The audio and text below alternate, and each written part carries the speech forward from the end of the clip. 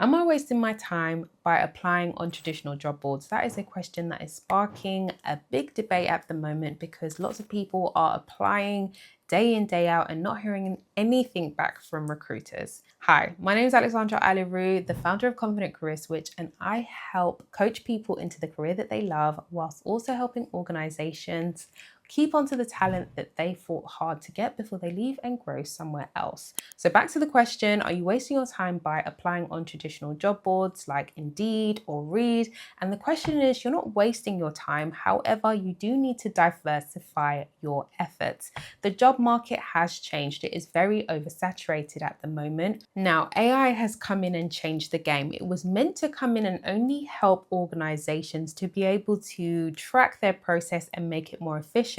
But candidates clocked onto AI and have started to use it to apply to hundreds and hundreds of jobs at a time. Now, recruiters are being inundated with far more applications than they were a few years ago, and that's why right now the job market just seems like a complete and total mess. There are candidates who are like, I'm well qualified for this role. I'm not hearing anything back yet because you are competing with far more people than you would have been doing 2-3 years ago.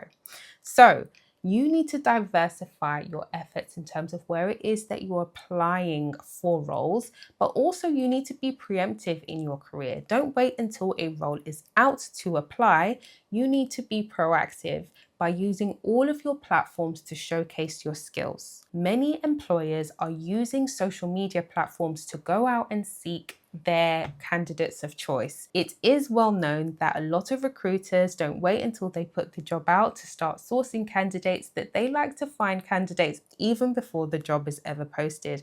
And they will use any social media platform, especially with younger candidates who are Gen Z, to look at their Instagram, look at their X account, look at their TikTok and see how they articulate themselves, how they carry themselves, and begin to invite them to interviews. So if you're somebody who's like, well, I don't want to be visible, I'm sorry, you will lose the job that you really want to somebody who is willing to be more visible. And start to see your social media as your career portfolio. One of the best things to do, and I highly recommend this to everybody who wants to still enjoy social media, is to have 2 accounts. Have one account which is public, and on that account, you make it PG, you make it friendly, right? And you also make sure that you talk about the skills that you have so that you get opportunities beyond just job opportunities. This is where you can begin to build a speaking career. This is where you can be invited for podcasts. This is where you can get sent PR.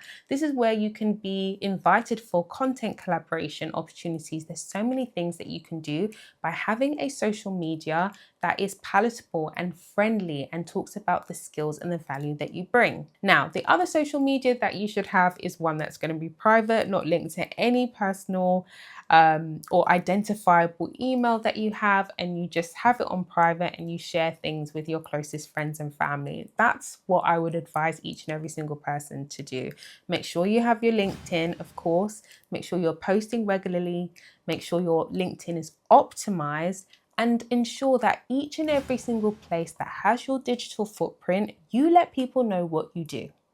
So when somebody is looking using SEO search tools, if you're a project manager, make sure that you let people know you're a project manager across all of your platforms.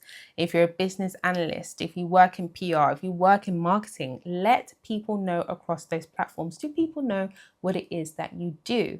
And get comfortable in front of the camera. You're going to need those skills in order for you to survive the current job market. Even the way that interviews are taking place, a lot of them are being done asynchronously, which means that you're not having your first stage interview in front of another person. You're simply being recorded with the questions flashing up on the screen. That takes skill. So recording yourself is going to be a key tool that you use to win in the game of interviews and just getting people to draw closer to you across the board. So are you going to focus all of your efforts on job boards? No, you're not. You're going to be proactive in your career and make sure that you are plastered everywhere where people know exactly what it is that you do. You're also going to be networking. So networking online, you can use platforms like LinkedIn and obviously your traditional social media tools. And I would be finding these recruiters, these people that work in the organizations that I really want to work for, and following them on social media as well. I know that when I've wanted something, I've found the person on LinkedIn, found their Instagram account and sent them a message on Instagram and got a response, and therefore got an opportunity that way. So be proactive, it goes far. And also, meeting people in person really does change people's perception of you. You're more memorable that way than an online exchange. So I know it's far more effort for you to get a job these days, but it also gives you the opportunity to be proactive in your career and attract far more opportunities than just a job. Now, if you want to find more ways to optimize your career beyond simply getting a job, then comment Discord and I will send you a link, or you can click the link in the description below. I can't wait to see you inside. It's not too late for you to have the career that you want, and ensure that you're attracting the right recruiters to you so you're not always the one spending hours applying. See you inside.